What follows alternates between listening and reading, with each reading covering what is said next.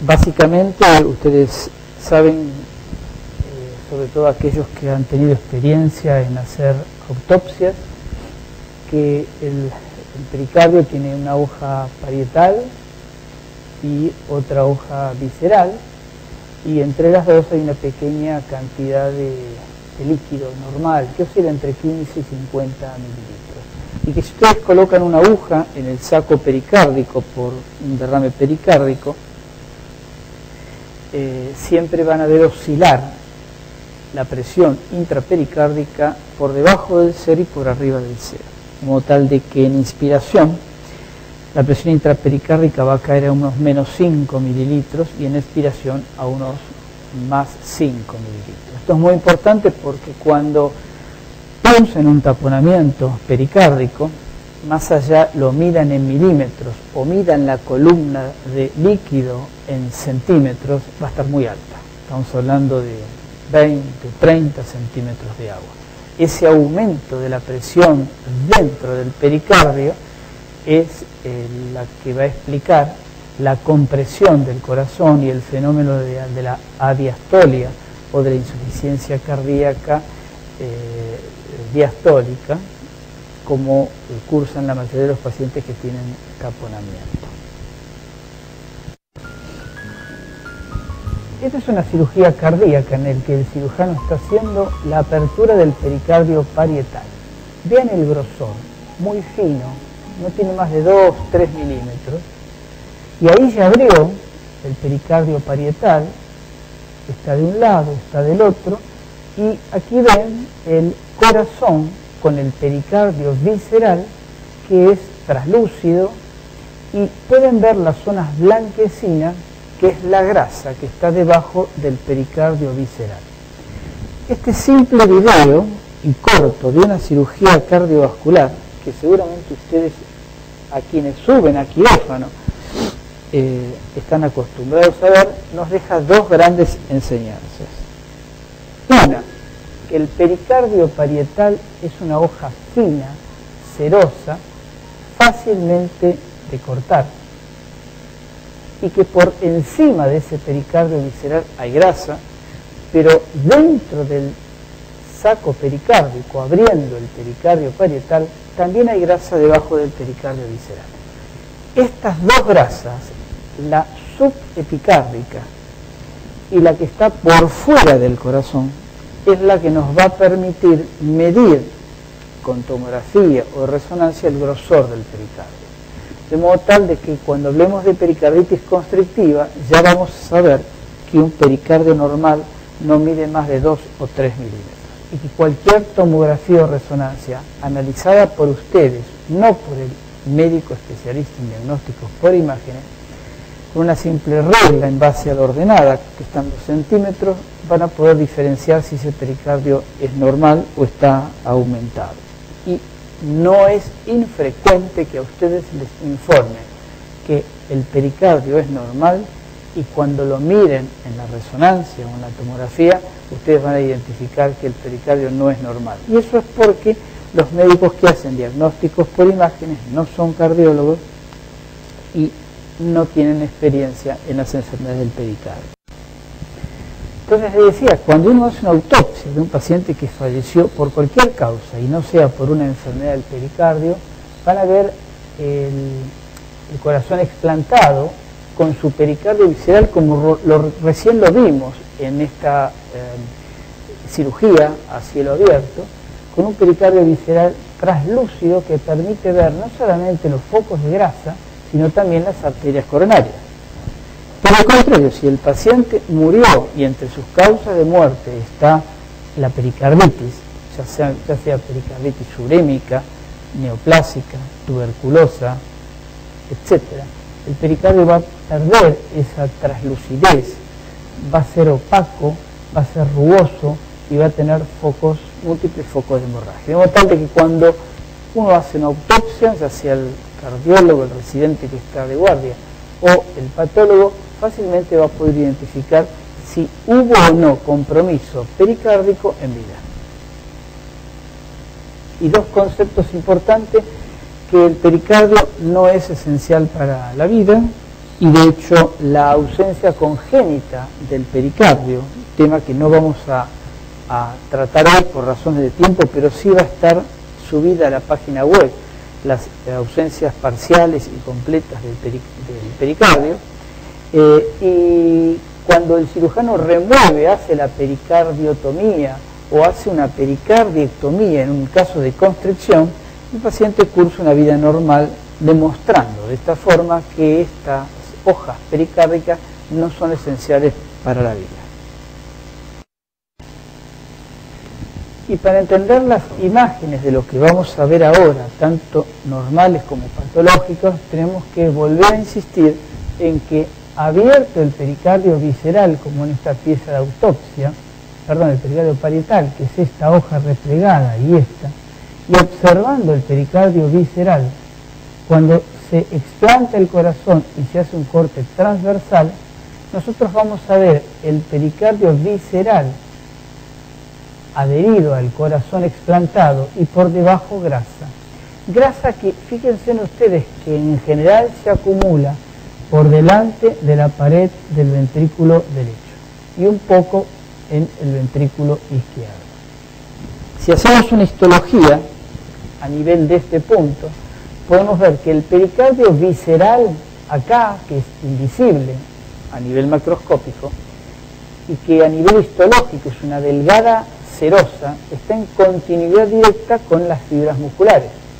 Pero si lo analizamos a este nivel, esa serosa se va a separar de este miocardio subyacente por una gran cantidad de tejido adiposo. Y nuevamente es la presencia de esta grasa la que nos va a permitir medir el grosor del pericardio, como ahora vamos a ver.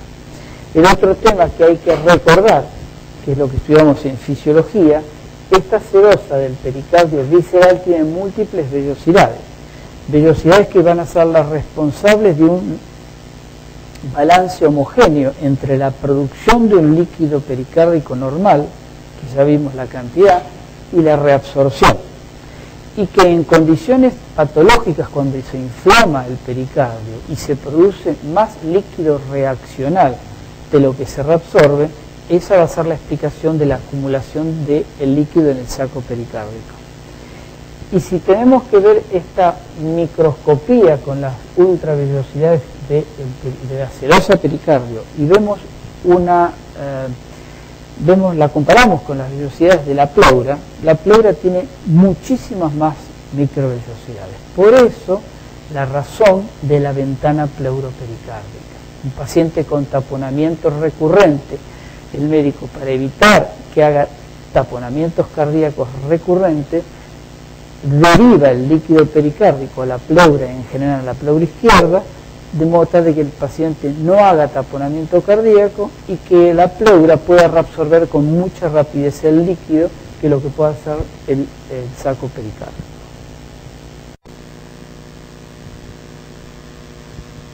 Y ahora entramos en imágenes. ¿Para qué estos cortes histológicos? ¿Para qué la cirugía cardiovascular que le mostré? Las autopsias. Y para entender la tomografía y la resonancia.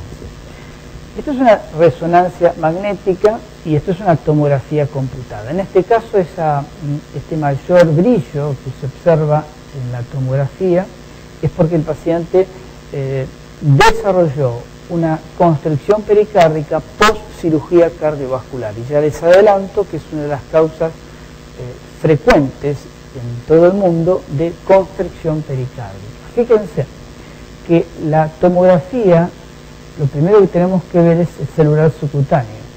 Si la grasa es gris, la grasa del pericardio va a ser gris y el pericardio va a ser más blanquecino. Fíjense que este pericardio, sin tener la escala para medirlo, ustedes pueden decir que fácilmente esto está grueso. Esta es la grasa por fuera del corazón y esta es la grasa que está debajo del pericardio visceral, esta grasa, que como vimos se acumula más en ventrículo derecho que en ventrículo izquierdo. La resonancia, en la secuencia de sangre negra, por el contrario, la grasa la ve blanca. Entonces, si este es el celular subcutáneo y esta es la grasa mediastinal por fuera del corazón, esta es la grasa subepicárdica, o sea, esta misma que está debajo del pericardio visceral. La presencia de ambas grasas, de la misma manera que acá pudimos identificar un pericardio grueso, ustedes pueden ver que esta es una hoja lineal, como debe ser el pericardio. De modo tal que acá no hace falta medir esta hoja lineal de la serosa del pericardio, sabemos fácilmente que mide menos de 2 milímetros e identifica al pericardio normal. De modo tal que cuando uno mide el pericardio está midiendo las dos serosas, el pericardio parietal y visceral. En condiciones patológicas ambas hojas se unen y entonces uno está midiendo el mayor grosor por la sumatoria de ambas hojas. Y en otras situaciones, como luego vamos a ver, entre la hoja visceral y la hoja parietal se pueden formar líquidos y ahí están las pericarditis efuso-constrictivas. Característicamente las efuso-constrictivas tienen grueso el pericardio visceral y el parietal, de modo tal de que si ustedes le quitan el líquido pericárdico y drenan el taponamiento cardíaco, no le solucionan el problema al paciente. El problema se lo van a solucionar cuando le quiten la coraza del pericardio visceral que genera la adiastolia en el corazón. ¿Alguna pregunta?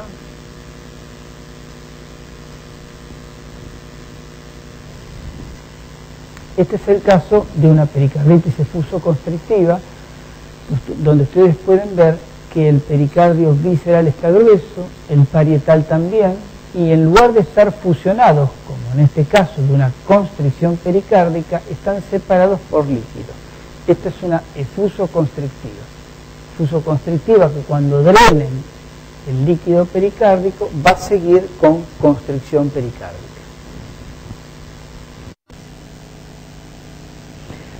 Ahora bien, hay grasa en el subepicardio, pero también hay grasa fuera del pericardio parietal. Esa grasa que está fuera del pericardio parietal la podemos llamar grasa mediastinal. El ecocardiograma puede medir muy bien la cantidad de grasa y a diferencia de lo que después vamos a mencionar, cómo medir un derrame pericárdico, la grasa se mide en sístole y el líquido se mide en diástole. De modo tal de que nosotros podemos entender de que lo que estamos midiendo aquí, estamos midiendo la separación entre el pericardio visceral y el músculo cardíaco.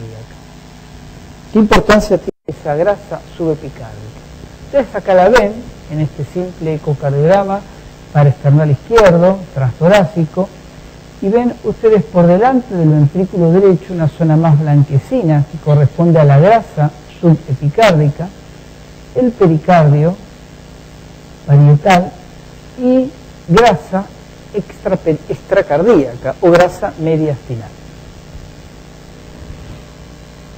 Nosotros podemos medir, como dijimos, la grasa subepicárdica con válvula mitral cerrada, en sístole.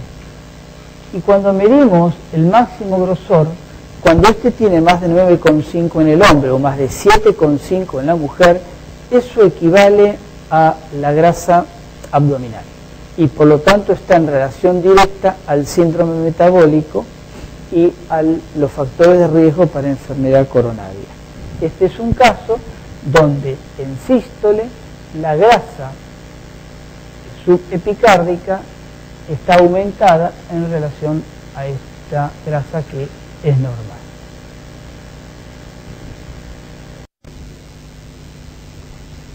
Esta es una vista de 4 cámaras subcostal. No tiene derrame pericárdico, pero tiene una separación entre el ventrículo derecho y el diafragma que a ustedes les puede hacer pensar que tiene derrame pericárdico. Entonces, esto es uno de los factores de error en ecocardiografía. Cuando uno ve un derrame pericárdico localizado delante del corazón o en la pared inferior del ventrículo derecho y no está en la zona de más declive, como es la pared posterior, sospechen que eso no es derrame pericárdico. y hemos tenido varios casos que durante años han concurrido a diferentes salas de ecocardiografía para control de su supuesto derrame pericárdico, y una simple observación como la que acabamos de ver y una simple tomografía permite sacar al paciente de ese control ecocardiográfico y decir no tiene un derrame pericárdico crónico, sino que lo que tiene es grasa pericárdica. Si hacemos a mayor aumento y dejamos de ver que en la pared lateral del ventrículo ustedes pueden ver esa mayor refrigencia que tiene por el espacio subepicárdico entre el músculo cardíaco y el pericardio parietal. Esa mayor hiperrefrigencia es bastante característico del tejido adiposo. Esto hay que verlo en corazones sanos para después, cuando el paciente viene con diagnóstico de pericarditis aguda, ustedes no cometan el error de pensar de que esto es un derrame pericárdico. Esta resonancia nos es muy útil para identificar todo lo que acabamos de decir del pericardio. La patología de este paciente, como ustedes ven, es una displasia rimogénica característica por los bulging que tiene en la pared del ventrículo derecho, por la dilatación del ventrículo derecho y por la disfunción global del ventrículo derecho en presencia de un ventrículo izquierdo normal. Esto es fácil, ¿no? Un paciente con taquiarritmias provenientes del ventrículo derecho, con morfología de bloqueo de rama izquierda, que ya le mostraba dilatación y disfunción del ventrículo derecho y que vio un bulging en la pared del bebé, en la pared inferior, pero que la resonancia lo identificó múltiples de estos fenómenos y que le puso el sello de displasia rimogénica cuando la técnica de supresión grasa hace desaparecer todo lo que es grasa, y en ese caso desaparece parte de la pared del ventrículo derecho, que está constituida prácticamente de grasa y sin fibras musculares. Entonces, aquí podemos ver la presencia de la grasa subepicárdica, pericardio visceral, grasa subepicárdica y el músculo cardíaco. Y este es el pericardio parietal, y que dentro del pericardio parietal hay líquido que es normal, que está dentro de los 15 o 50 mililitros de un líquido claro. Como contrapartida de lo que puede ser un líquido pericárdico normal, en esta resonancia se ve un derrame pericárdico severo, que separa el pericardio parietal del pericardio visceral, pero a su vez el pericardio visceral tiene algunos focos blanquecinos de grasa subepicárdica. La resonancia, la tomografía y el eco, a través de las características del líquido pericárdico, puede asumir si se trata de un trasudado o si se trata de un exudado. Trasudado que siempre van a requerir, para confirmarlo, de la muestra de líquido pericárdico, y si la glucosa en el líquido pericárdico es similar a la de la sangre y las proteínas son bajas, van a pensar de que eso es un trasudado. La inversa va a ser un exudado, es decir, muchas proteínas y baja glucosa en el líquido pericárdico. Más de la grasa pericárdica. ¿Por qué muestro tanto? Porque esto es una fuente de error común, como tal de que la idea es que hoy se vayan con las pistas diagnósticas para no cometer el error diagnóstico de decir que el paciente tiene un derrame cuando lo que tiene en realidad es grasa. Grasa que a veces puede simular incluso un mamelón localizado en el pericardio, y ustedes pueden pensar en metástasis. Ni que hablar si ese paciente fue por algún motivo mastectomizado, o tiene un Hodgkin, o tiene una leucemia, o tiene un cáncer de pulmón. Pero la pista es que no tiene derrame pericárdico, y pensar que pueda tener una metástasis sin derrame pericárdico es muy difícil. Entonces la única alternativa en la que uno puede pensar que el derrame es neoplásico, no actínico, ¿no? Neoplásico, es que tenga verdaderamente derrame. Y si hay mamelones, como luego veremos, ahí puede pensar ese mamelón puede ser una metástasis. Esto es grasa en el ventrículo derecho. En la tomo, ven grasa debajo, ven el pericardio blanco ahí. Esto es grasa debajo del pericardio y esto es grasa extracardíaca, grasa media. Entonces, iniciada la descripción anatómica histológica del pericardio, vamos a ver los grandes síndromes pericárdicos, que es la pericarditis aguda, el derrame pericárdico sin y con compresión, característico del taponamiento, y finalmente la constricción pericárdica, que es la más difícil de pesquisar.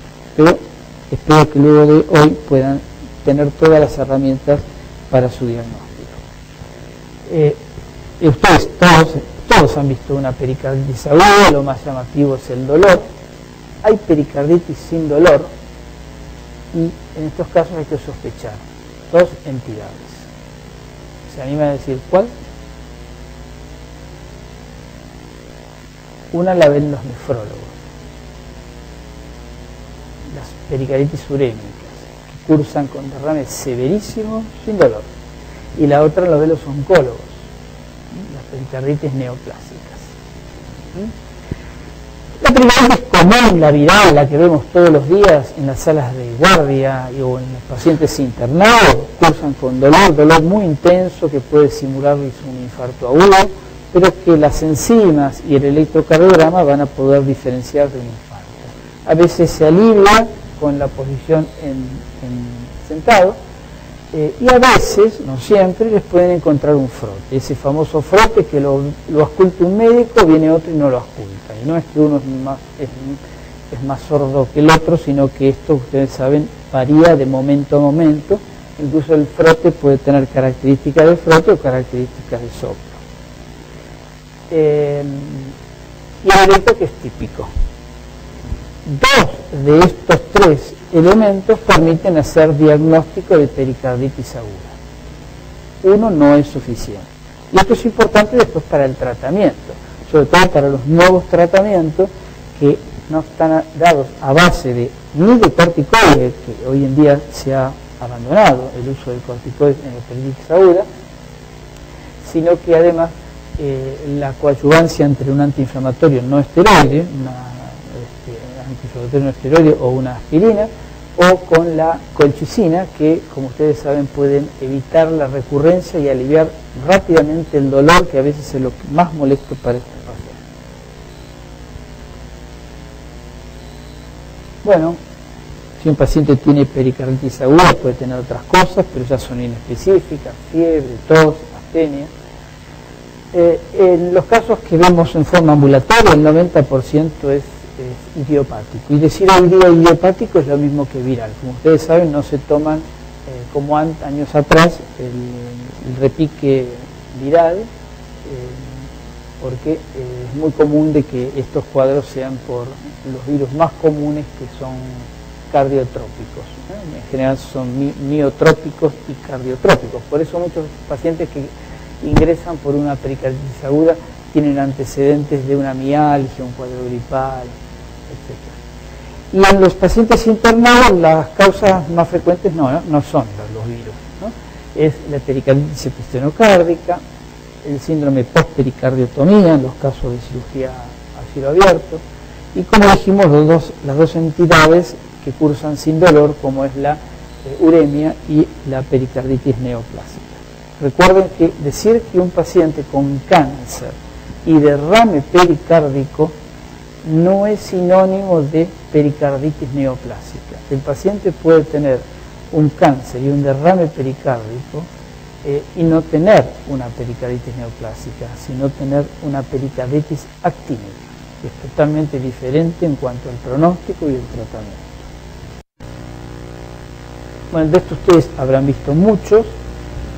supradesnivel cóncavo, muy diferente al convexo del infarto agudo, que compromete la pared inferior, la pared anterior, el supra del segmento PR en ABR, bueno, y todo lo que ustedes pueden diferenciarlo de un síndrome de repolarización precoz. Después de esto va a venir la evolución con las T negativas y finalmente la normalización en el curso de una pericarditis. Pericarditis que, si lo quieren diferenciar del infarto agudo, va a ser generalmente fácil con el electro, pero recuerden que puede tener CPK alta por ser a veces cursar perimiocardia.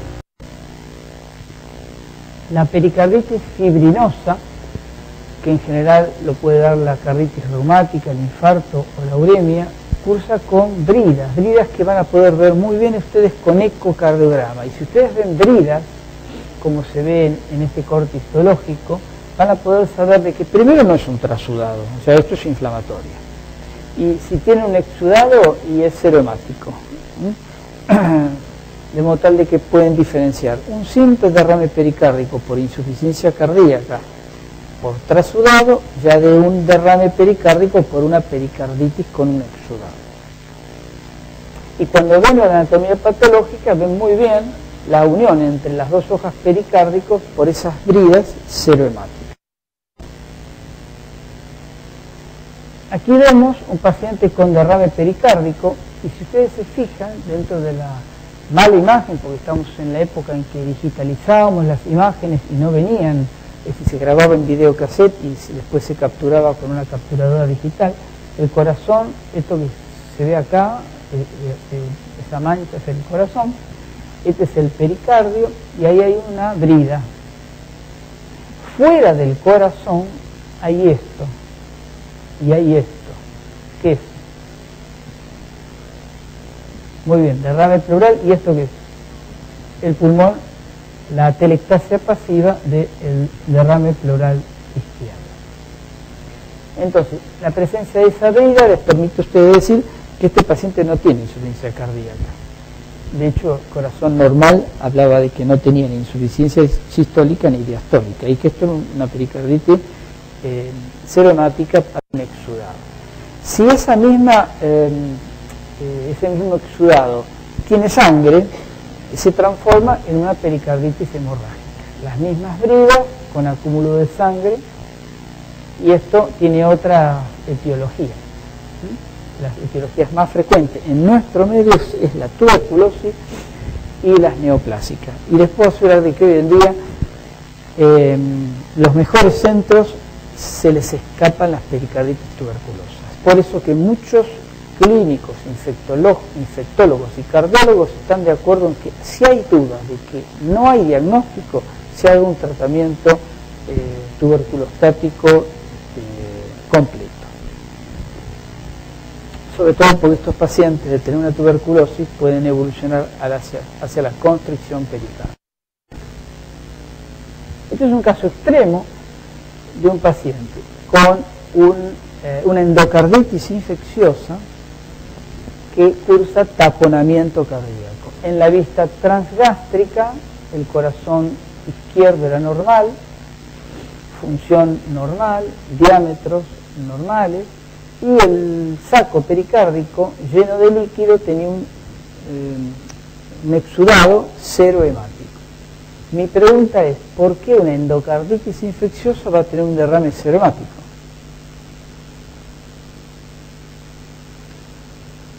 Les doy una ayuda. La endocarditis era de válvula aórtica.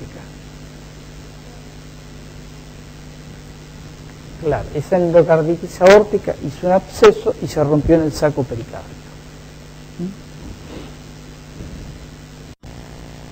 Y ahí está la combinación de sangre y material purulento. De modo tal de que siempre pensemos que cuando hay material serohemático, pensemos que de acuerdo al cuadro clínico, ya sea por una endocarditis, una neumopatía, una bacteriemia, un cuadro séptico, el paciente puede tener una pericarditis purulenta. Cuando el paciente ya sabemos que tiene una pericarditis aguda, por lo que ya vimos y por lo que ustedes saben, hay que hacer siempre un ecocardiograma, y es la rutina. un electro, una radiografía, enzimas y un eco. Ahora bien, el eco puede ser normal en el 30% de los casos, lo cual no nos ayuda al diagnóstico de pericarditis.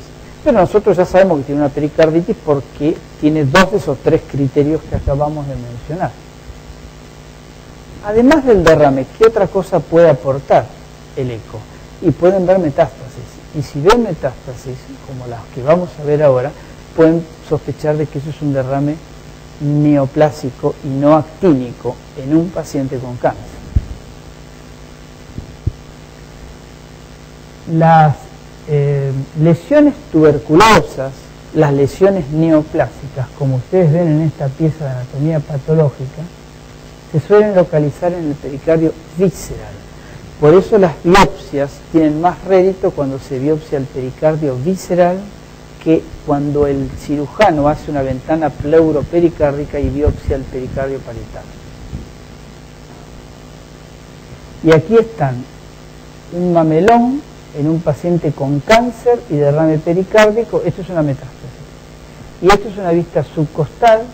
Este es el hígado, acá está el corazón, acá está el derrame, y hay varios mamelones en un paciente con cáncer. Estos son metástasis pericárdicas. Bueno, ¿y en qué pacientes pueden encontrar evidencias de un derrame pericárdico insospechado, sin clínica de pericarditis? Es la que ya vimos, son pericarditis que cursan sin dolor, ¿no? Entonces son las insuficiencias renales crónicas y los pacientes con cáncer. 10 de cada 100 derrames pericárdicos pueden llegar al taponamiento cardíaco, y eso ya es otro síndrome clínico con diferentes tratamientos. Es un eje corto, paraesternal izquierdo, transtorácico, aorta, aurícula izquierda, tracto de salida del bebé, derrame pericárdico, y ven una imagen mamelonada en un paciente con cáncer. Eso puede ser una metástasis. Vean que es diferente a las bridas, que son tractos fibrosos que unen las dos hojas pericárdicas. Si el paciente tiene una pericarditis y tiene enzimas altas, la resonancia con gadolinio puede mostrar un realce tardío subepicárdico, que no tiene nada que ver con el realce subendocárdico del infarto agudo. De modo tal de que si hay enzimas altas, pueden sospechar en miopericarditis, y si tienen el recurso diagnóstico, pueden hacerle una resonancia, pero no es necesario para el diagnóstico. Ahora bien, si uno busca realces tardíos con gadolinio en la resonancia, sepan que hay 3 tipos de realce tardío. 2 los vimos acá. El subepicárdico, típico de las miopericarditis, está subyacente al pericardio visceral. El subendocardio, típico del infarto. Y el mesocardio, ¿se acuerdan de qué es típico? Es de una enfermedad congénita. ¿Cuál?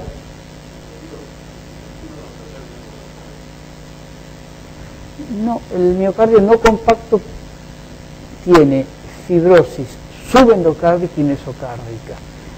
Yo me refiero a fibrosis mesocárdica, en el que el subendocardio y el subepicardio es normal. Es de una enfermedad genética de baja prevalencia, que está ligado a una mutación del cromosoma X, que se diagnostica la enfermedad por una simple determinación sanguínea y porque encuentran que tiene bajos niveles de alfa-galactosidasa A, Fabry. Entonces la enfermedad de Fabry, por motivos que se desconocen hasta ahora, da un realce tardío de localización mesocárdica y no tiene nada que ver con estos 2 realces por gadolinio. Derrame pericárdico, ya dejamos el primer síndrome pericárdico, vamos a ver el derrame. El derrame pericárdico, ustedes saben que ya vimos la cantidad de líquido que hay en el saco pericárdico normal, pero con un poco más de líquido de acumulación rápida, en el ejemplo de sangre, cuando uno perfora iatrogénicamente el corazón por un marcapaso, o porque se rompe el corazón por un infarto, o porque se rompe la aorta por una disección, poco líquido tapona al paciente. Mientras que los derrames crónicos van distendiendo el corazón y puede haber 2, 3, 4 litros de líquido en pacientes hipotiroides, ¿no? Y que recuerden que el microvoltaje que caracteriza el derrame pericárdico, ¿no? Cuando las sumatorias de la amplitud del QRS de 1, de 2, de 3 es menor de 15 milímetros, que esto se ve solamente en derrames severos, no en los casos de derrame subagudo que taponan al corazón. ¿Cómo clasificamos el derrame pericárdico? Bueno, leve, moderado y severo. Hay muchas clasificaciones. La más frecuente es aquella que cuando hay menos de 1 centímetro de líquido en la pared posterior sistodiastólico, sobre todo en diástole, es leve. Si hay 1 centímetro también por delante del corazón es moderado, y si tiene más de 1 centímetro de acumulación de líquido en diástole, tanto delante como detrás del corazón, se dice que ese derrame es severo y que equivale a entre 500 y 900 mililitros de líquido acumulado. En el seguimiento de todo derrame pericárdico es importante este concepto: informar siempre la separación diastólica entre el pericardio visceral y parietal de la pared posterior del ventrículo izquierdo y de la pared anterior del ventrículo derecho. Y esto es mejor hacerlo con modo M, porque pueden identificar muy bien dónde está la diástole. Y si además la completan con información de si tiene líquido en el seno transverso del toile, le dejan el plato servido para el próximo control ecocardiográfico y que el médico pueda saber si está igual, mejor o peor. Porque si hoy tiene un derrame moderado de 15 milímetros de separación diastólica, ejemplo, en la pared posterior, y la semana que viene sigue teniendo derrame pericárdico moderado, pero tiene 11 milímetros y está mejorando, mientras que ustedes no dan ese dato cuantitativo y le dicen tiene derrame moderado, el médico no va a entender si está mejor o está peor. Este es un modo M que tiene más de 35 años, sacado de un Berger, donde acá se aumentó el rechazo para ver solo el pericardio. Y fíjense en de que el pericardio está separado, el visceral y el parietal, en sístole, que en diástole no hay separación. Esto es normal. Entonces también otro error de confundir una separación sistólica entre ambas hojas como derrame pericárdico cuando esto es un hecho normal, y va a ser más frecuente de encontrar en los corazones hiperdinámicos. Entonces, para que haya derrame pericárdico, la separación tiene que ser sistólica y diastólica. Y así como hoy decíamos que la grasa se mide en sístole, el derrame se mide en diástole.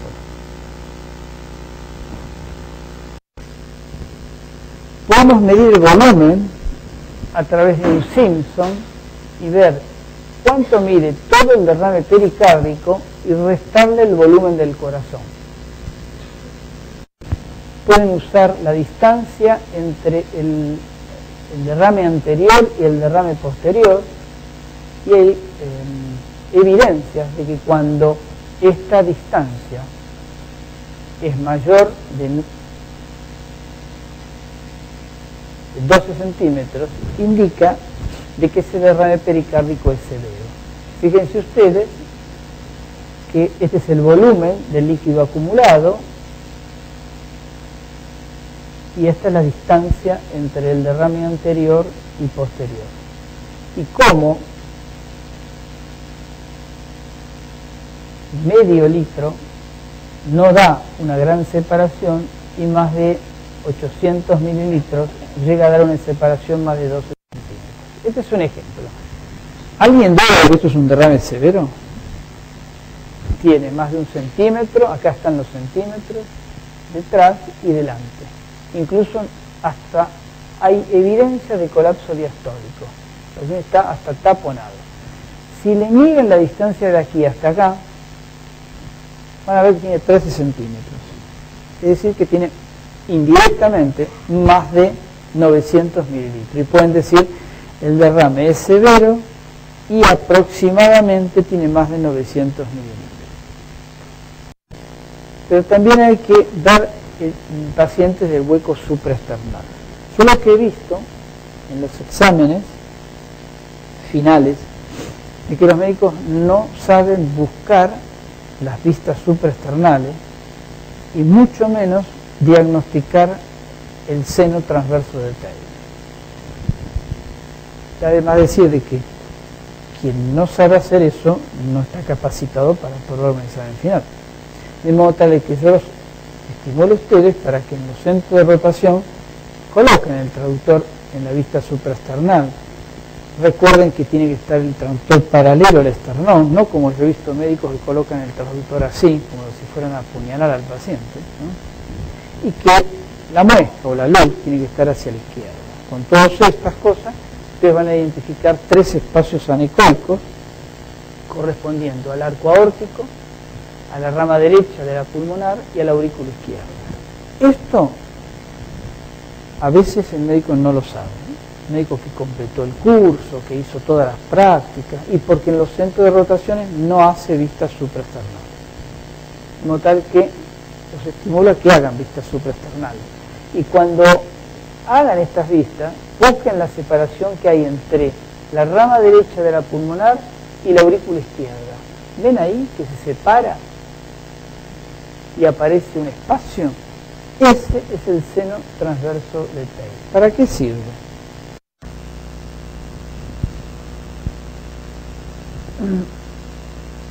Arco aórtico, aorta descendente, rama derecha de la pulmonar, aurícula izquierda. ¿Ven la separación del seno transverso del Taylor? Es sistólica, porque se separa durante la contracción auricular. Y aquí lo ven en el modo M. Esta es la rama derecha de la pulmonar, es esta. La aurícula izquierda es esta, y fíjense en que luego de la onda P, la aurícula se contrae y el piso también se contrae.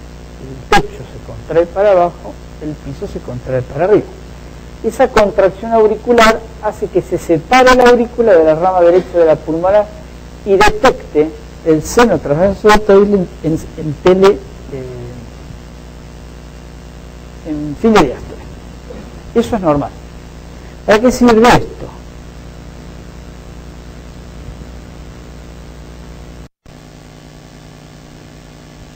Vean este paciente tiene un derrame pericárdico severo, por eso la información de la separación diastólica entre las hojas viscerales y parietales hay que complementarlas con el Taylor, pero es muy difícil medir la separación entre la rama derecha y la aurícula izquierda para decir cuál es la máxima separación. Entonces lo mejor es hacer un modo M. Fíjense en cómo se separa la rama derecha del techo de la aurícula, no solamente durante esto que es la contracción de la aurícula, sino durante todo el ciclo cardíaco.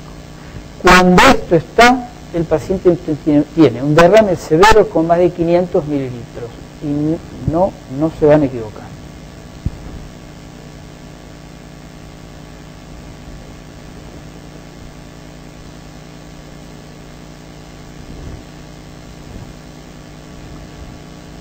A ver, trato de responder y a ver si entendí la pregunta. La separación entre el piso de la rama derecha y el techo de la aurícula izquierda normal solo ocurre durante la contracción auricular. Cuando, además de esto, comienza a separarse durante el resto del ciclo cardíaco, como en este caso, independientemente de la magnitud, que creo que es tu pregunta, ustedes pueden decir tiene un derrame severo, porque el Taylor está ocupado en sístole y en diástole. Acá no hay medida, 3 milímetros, 1 centímetro, no. Y esto es muy simple de hacer, pero no lo van a poder hacer si no practican en las vistas supraesternales. Les puedo preguntar, ¿quién de ustedes ha hecho y le sale bien las vistas supraesternales? Pediatras. ¿Y adultos? A veces no es sencillo. Sí, pero llama la atención que nadie levantó la mano. De modo tal de que no están haciendo algo que es muy importante. Entonces, a partir de la próxima rotación, les pediría que busquen las vistas supraesternales, aunque sea enfisematoso, joven y de cualquier grupo etario, y vean cuál es la experiencia. Esto que ustedes van a hacer no es académico, les va a ser muy útil cuando evalúen un paciente con derrame pericárdico. Esto es más fácil, ustedes ya lo habrán visto, ¿no? La aorta torácica es una estructura intra o extrapericárdica. Bien, al ser extrapericárdica, cuando ocurre un derrame pericárdico, la desplaza. Esto hace que al ser desplazada por el líquido pericárdico quede abrazada por el otro derrame, el pleural. Entonces es muy fácil diferenciar derrame pericárdico que desplaza la aorta del pleural que la abraza. Y esto es fácil, pero yo les puedo asegurar de que en una sala de recuperación de cirugía cardiovascular, cuando reciben al paciente recién salido de bomba, con bajo volumen minuto, y a alguno le hace un ecocardiograma y dice, tiene derrame pericárdico severo, y en realidad lo que tiene es un derrame pleural izquierdo, y lo obligan por el cuadro clínico del paciente a reabrirlo, ese médico que hizo el diagnóstico, yo les puedo asegurar que desaparece de esa institución. Entonces, es importante que ustedes tengan mucha experiencia en diferenciar un derrame pleural izquierdo de un derrame pericárdico. Y esto, aunque parezca anecdótico, ha pasado y sigue pasando. Aquí viene el derrame pericárdico anterior, posterior en el eje mayor, y todo esto es el derrame pleural. Y vean cómo abraza la aorta torácica. Incluso si yo no veo esto y miro un modo M, yo sé que esto es el septum, esta es la pared posterior, esto es el pericardio visceral, este es el parietal y este es el derrame pericárdico. Y lo que está detrás no puede ser otra cosa que derrame pleural, izquierdo, no derecho. ¿Qué tiene esto?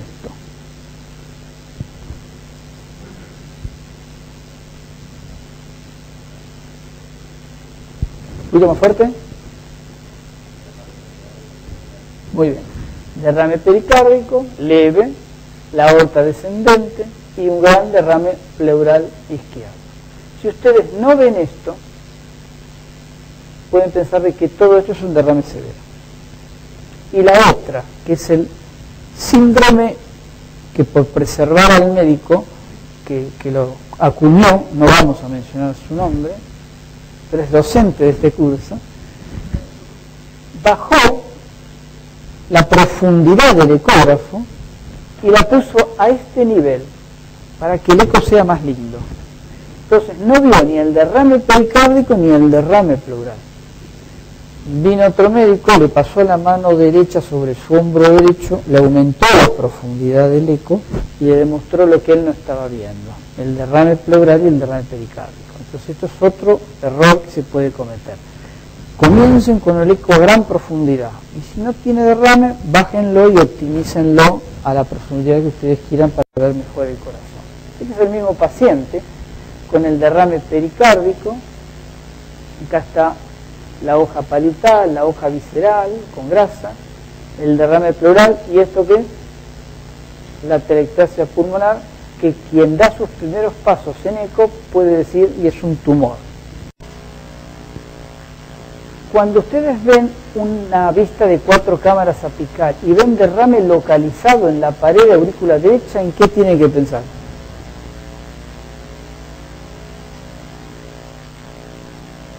Repito, la pregunta es simple. Derrame pericárdico localizado en la aurícula derecha. ¿Es derrame pericárdico o tiene que pensar en otra cosa?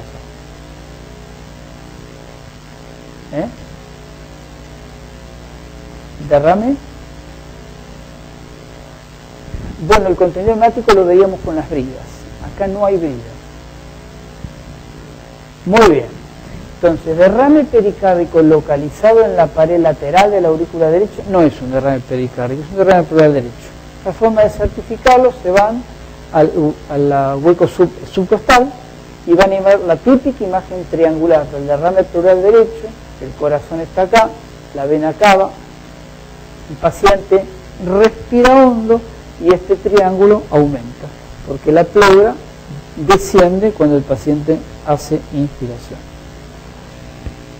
Lo mismo cuando hacen un 4 cámaras y ven derrame localizado en la pared lateral del ventrículo izquierdo con un tumor, una masa, eso no es ni derrame pericárdico ni un tumor, eso es derrame pleural izquierdo con el muñón atelectásico. La forma de confirmar es van a la región torácica basal izquierda y ven la forma en semiluna del derrame pleural izquierdo.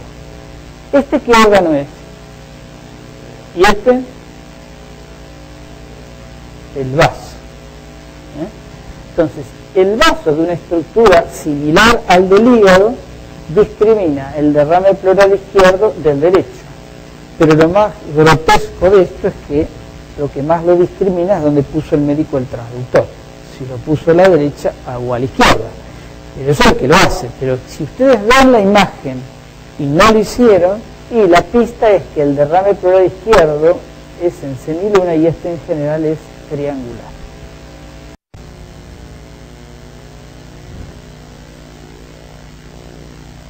¿Qué es esta mancha? Una ayuda. Esto es el corazón. Y el transductor fue puesto en el tórax izquierdo. Por lo tanto, esto es hígado o vaso. ¿Y esto qué es? Derrame pleural izquierdo. ¿Esto qué es?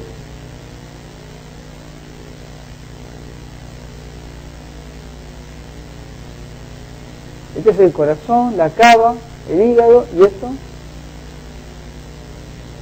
derrame pleural derecho.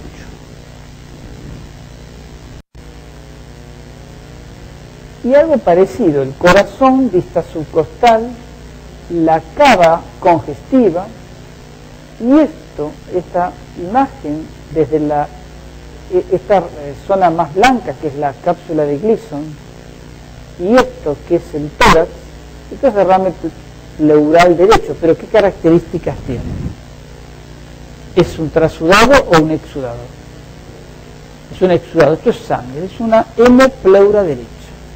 Acá no hay bridas, directamente es contenido hemático. Y lo ven por la ecogenicidad. Este es el juego de los 7 errores, pero en lugar de 7, 3. ¿Quién identifica 3 hallazgos patológicos? Bien fuerte, brida, 1. ¿Qué más? Derrame pericárdico y derrame pleural izquierdo. Hay, ya mencionaron, brida, derrame pericárdico y derrame pleural, ya está. Pero hay 2 cosas más. La atelectasia pulmonar pasiva, ahí está intermitente, y la quinta, ¿qué es esto? Es una metástasis pulmonar. De la misma manera que uno ve una metástasis pericárdica. ¿Esto qué es? ¿Transtorácico o transesofágico?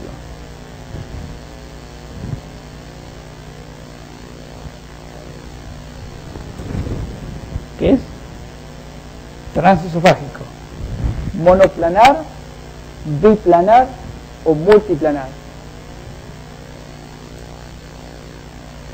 Biplanar. Bueno, pero en este caso estamos viendo un plano. No es multiplanar. ¿Por qué no es multiplanar? No tiene el reloj, no nos da la hora. Bien, ya sabemos que es un transesofágico, es un bi o un monoplanar, en este caso estamos viendo un plano, la aorta torácica. ¿Qué aorta es? ¿Qué segmento de aorta torácica? Descendente, tiene colgajo intimal de disección, No, tiene placas ateromatosas, tiene un engrosamiento intimal, pero no placas ateromatosas, esas protruyentes, redondeadas, ¿no? ¿Esto qué es? ¿Izquierdo o derecho? Izquierdo, porque la aorta en el tórax va por la izquierda. ¿Y esto? La atelectasia pulmonar.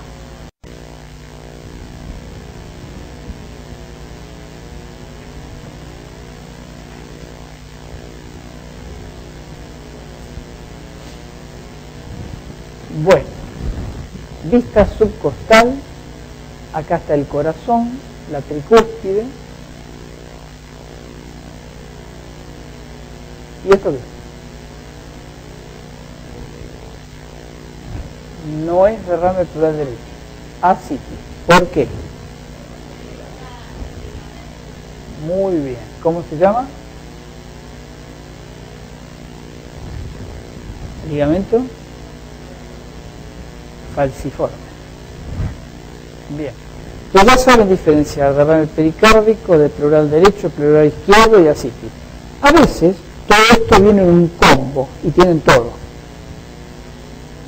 Son los casos de síndromes ascítico-edematosos, por cirrosis o por insuficiencia cardíaca. Esto es un eje transgástrico de eje corto. ¿Qué es esto y qué es esto?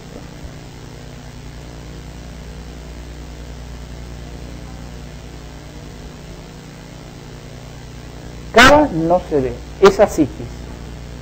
Esto es el hígado y ahí está otra vez el ligamento falciforme, ahí en ese momento. Y tiene un puntillado, ¿por qué?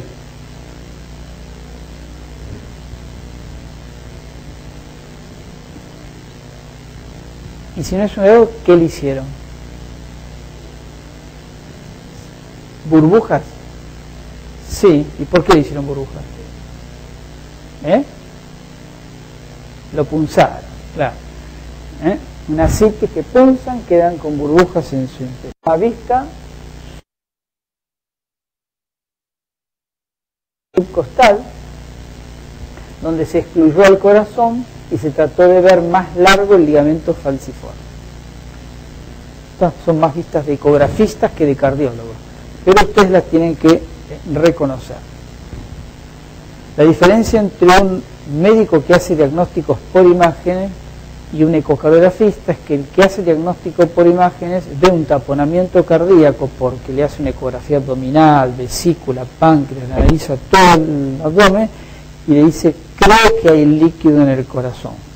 Y la diferencia con el ecografista es que dice, hay líquido en el corazón, hay en la pleura derecha, en la pleura izquierda, hay ascitis, discrimina más todo esto, ¿no? Que tiene más idea anatómica de lo vinculado a lo que es las serosas que rodean el corazón.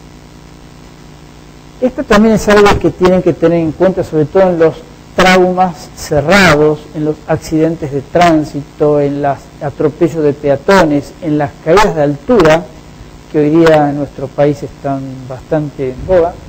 Primero se tiran de un piso de cabeza, después se tiran las tiran del quinto piso y caen las copas de los árboles, después se tiran del Hotel Panamericano al piso 14 y caen arriba de un taxi, van ensayando, ¿no? Todos esos accidentes pueden producir, además de multipolitraumatismo, un hematoma mediastinal que ustedes tienen que saber diagnosticar. Siempre que le hagan un eco transesofágico a un paciente, ustedes saben que el esófago está pegado a la aorta. Siempre que aparezca una separación entre el esófago y la aorta, eso es un derrame mediastinal posterior. En general es sangre.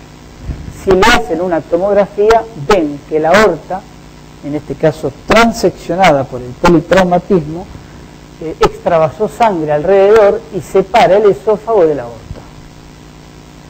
Esta transección de aorta se le colocó un stent endovascular para evitar porque además tenía compromiso pleural, y cuando se reabsorbió, nuevamente el esófago volvió a unirse a la aorta y esa distancia mayor de 3 milímetros entre el esófago y la aorta desapareció.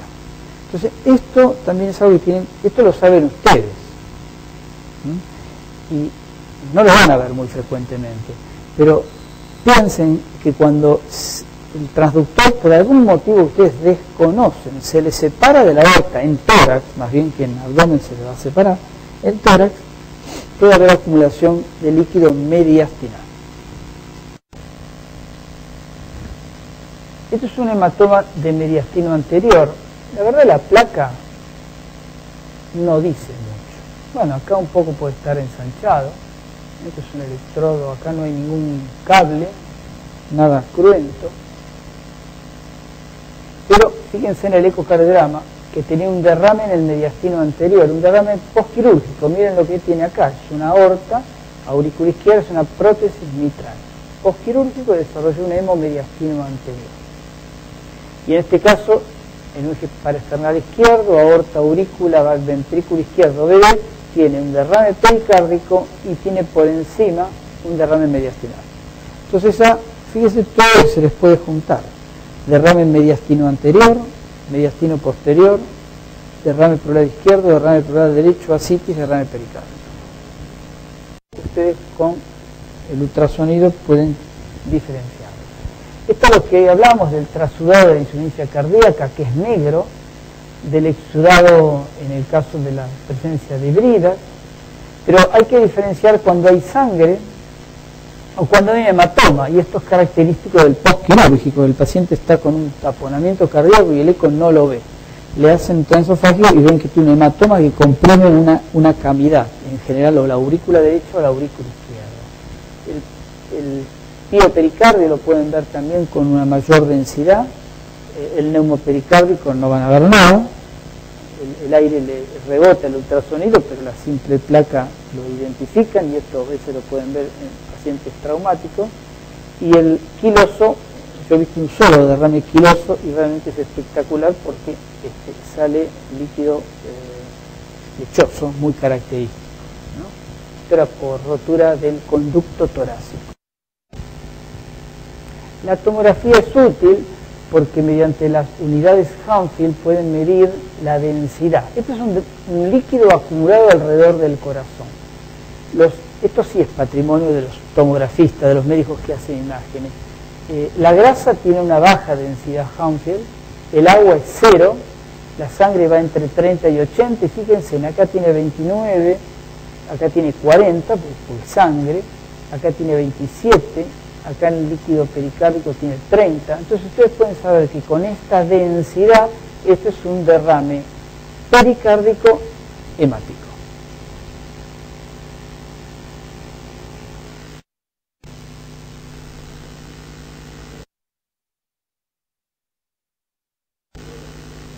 ¿Cómo?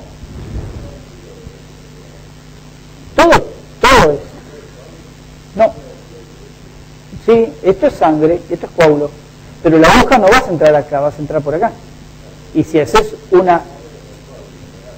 esto es derrame pericárdico sanguinolento y esto es un coágulo. Si vos haces una pericardiocentesis subcostal, no obtenés nada. Entonces, cuando se abre el tórax, se ve el coágulo que rodea el corazón y ahí está la ruptura cardíaca que el cirujano le puso un surgical nunit, ¿no? Que ahora se usa más que la sutura de Dacron, el pericardio autor. Este es un derrame severo. Acá están las lesiones que les dije en el pericardio visceral, por eso hay que tratar de biopsiar el pericardio visceral, pero para biopsiar el pericardio visceral lo hace el cirujano torácico, con las manos o con un instrumento.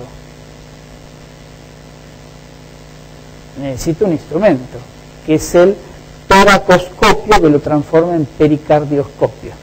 Entonces entra el pericardioscopio rígido o flexible, mira la superficie del corazón y donde está la lesión, tuberculosa, metastásica o lo que fuere, ahí hace la toma bióptica. El hemodinamista puede hacer una biopsia, pero la toma del pericardio parietal. Es más difícil que el biótomo flexible pueda realizar una biopsia del pericardio visceral. Bueno, Hacemos un descanso y completamos con taponamiento cardíaco y pericarditis constrictiva. ¿Alguna pregunta? Reiniciamos en 5 minutos.